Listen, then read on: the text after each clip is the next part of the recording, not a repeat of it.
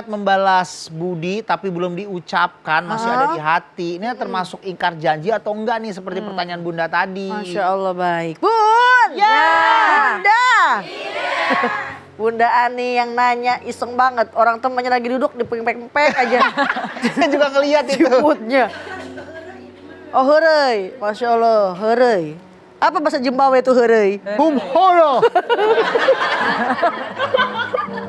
Heureuy, iya baiklah. Bun, apa sih itu janji? Tadi Ustaz Zanada udah katakan, janji itu adalah ucapan yang menunjukkan kesediaan dan menunjukkan kesanggupan untuk kita melakukan sesuatu. Ini nih belum diucapin, jadi tidak termasuk bahwa itu adalah janji. Tapi ada itikat baik dalam hati kita. Karena manusia tidak akan dimintai tanggung jawab oleh Allah kalau dia tidak tahu. Atau kalau dia tidak mampu. Atau juga kalau dia tidak tahu dan tidak mampu untuk tahu. Nah, tapi kalau ia tidak tahu tapi ia mampu untuk tahu, maka dia akan dituntut. Karena emang pernah ditolong saja, ada itikat baik, tidak bisa mengetahui di mana keberadaannya. Ataupun kita tidak mampu untuk kita melakukannya, oleh karenanya berdoa saja agar kebaikan orang tersebut dibalas oleh Allah Subhanahu wa Ta'ala. Karena apa yang diucapkan itulah yang dikatakan janji. Apa yang diucapkan jangan ditarik lagi. Apa yang diikrarkan jangan ditarik lagi. Janji itu hutang harus ditepati. Janji itu hutang harus ditepati. Ya Allah. Ini buat TV One aja kita sampai begini-begini. Iya. Benar-benar. Masya Allah. Bah di hum takha. Hai haum. Apa Bang artinya? Hidup itu seperti sepiring tempe. Tidak ada yang tahu. Oh, hidup sepiring. Hidup itu seperti sepiring hidup tempe. seperti sepiring tempe. Apa Bang tadi Bang bahasanya Bang? Jangan diulang dong.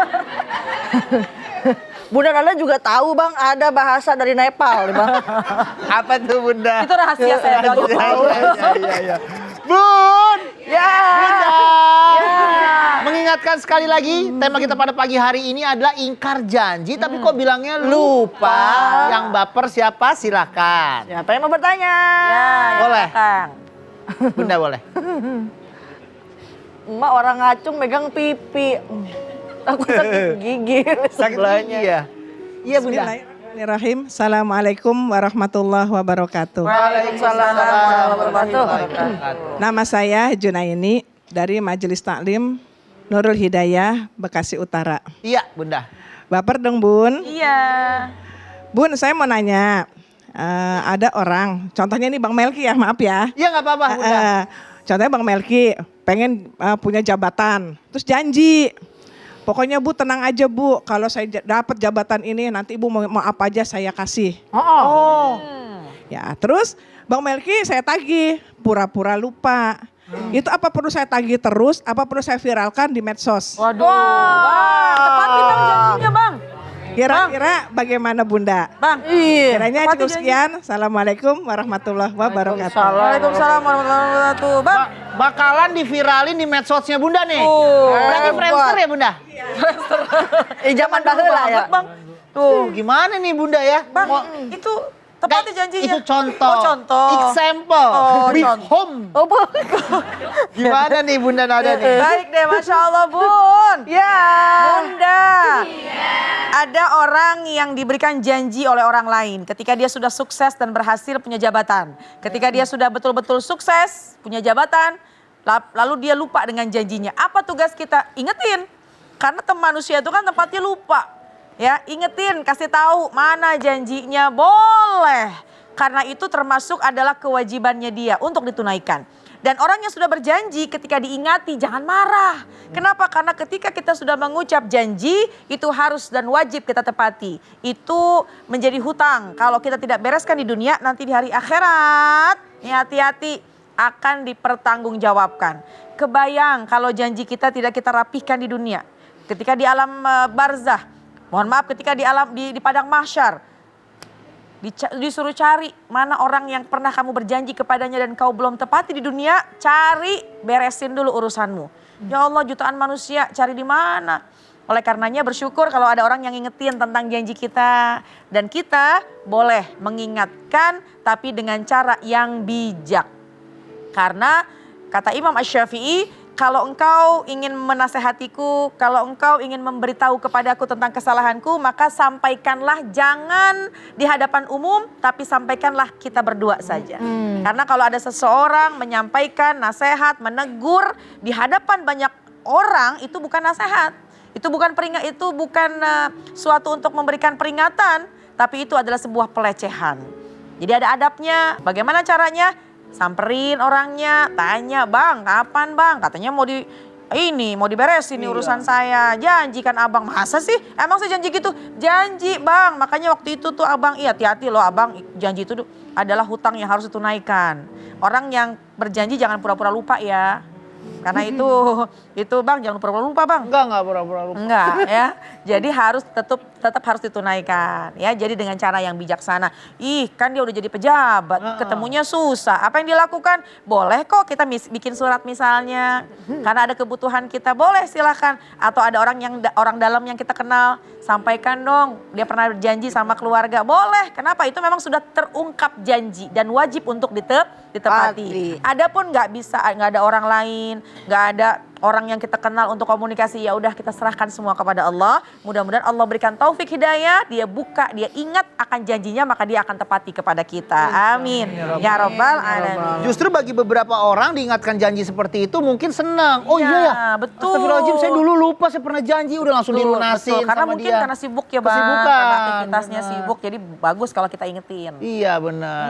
Janji adalah hutang. Jadi kalau umpamanya banyak hutang boleh dibayar pakai janji nggak? Gak ada hubungannya sih Bang. Oke, ya udah. Itu bahasa Koreanya Bang. Siap salah. Bun. Ya. Bunda. Iya. Satu pertanyaan lagi yang masih baper, silakan. Nah, Elsa. dalam. Siapa Pak? Passwordnya. Baper nih Bun. Iya.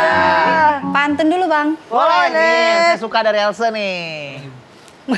Pagi-pagi Namu ke rumah Bang Melki. Ajib. Disuguhi kopi dari Kanada. Ajib. Hei kamu yang suka ingkar janji. Sini-sini main ke Assalamualaikum Bunda. Keren. Wah, hadiah hiburan nggak? Nggak kirain mau. Ya udah. Lanjut, gimana pertanyaannya? Bokapnya temen itu pernah berjanji ke masjid sama ke teman-teman pengajiannya. Jadi katanya sebidang tanahnya ini nanti mau diwakafkan. Iya. Nah kadarullah bokapnya meninggal. Anak-anaknya nggak tahu, tiba-tiba ditagih sama masjid, sama pengurus masjid, sama teman-teman kajiannya. Tanahnya udah dibagi-bagi Bang. Wah. Udah dibagi-bagi sama anak-anaknya. Nah ini gimana nih Bang? Maksudnya apakah anak-anaknya akhirnya harus melunasi janji bapaknya? Janji almarhum ya, rahimahullah, atau gimana gitu loh Bunda. Gimana nih Bunda? Langsung aja kita bahas ini Bunda. Iya, janji bokap. Janjinya bokapnya, bapaknya. Iya. Tapi bapaknya udah meninggal, nih Baik. anak-anaknya harus bayar gak nih? Iya, Bun. Ya. Bunda. Iya. Ini perihal waris. Jangan dibagikan terlebih dahulu mimba diwasiatin yusi biha audain. Sebelum wasiat dan utang piutang si mayit itu dibayarkan. Tapi ini udah keburu dibagiin. Tiba-tiba kucuk-kucuk tuh datang panitia masjid. Datang panitia mungkin ada yayasan. Kalau bawa si almarhum ini mewakafkan tanahnya. Bagaimana sikap kita? Bijaklah seorang anak karena itu wasiat daripada almarhum ayahnya. Jadi memang harus ditepati terlebih dahulu janji orang tua. Dengan syarat orang yang mewakafkan tanahnya itu sudah berikrar. Yang kedua ada saksi. Ada saksinya? Ada saksinya. Anak-anaknya nggak tahu. Ada saksinya harus lebih dari 2. Ada barang atau tanah yang dalam kepemilikannya bukan milik atau milik orang lain atau masih dalam gadaian ya, itu syarat sahnya wakaf. Oleh karenanya seorang anak harusnya berenggup terlebih dahulu karena apa? Khawatirnya ini adalah janji yang diucapkan seorang almarhum untuk mewasiatkan hartanya diwakafkan kepada masjid atau yayasan dan lain sebagainya. Jadi wajib seorang anak menunaikan terlebih dahulu walaupun itu sudah dibagikan. Ya, karena yang diambil yang dinikmatin oleh almarhum kelak di alam kubur sodakoh jariyah. Wakaf itu termasuk dari sodakoh jariyah. Allah taala alam. Jadi teringat cerita ada seorang ayah nih sebelum meninggal banget nih, dia ngomong sama anaknya di sebelahnya. Dia kayak wasiat gitu loh, Neng, pokoknya kalau bapak meninggal, apapun yang terjadi, tanah di sebelah yang 2 hektar jangan dijual. Itu wasiat atau apa tuh? Ya itu bisa dikatakan wasiat ya. ya. Pokoknya jangan dijual. Kenapa ya? Kenapa? Pokoknya yang 2 hektar di sebelah rumah jangan dijual. Kenapa ayah? Bukan tanah ayah. Gitu. Kita kembali setelah yang satu ini ya. Jangan kemana-mana, tetap di Assalamualaikum Bunda.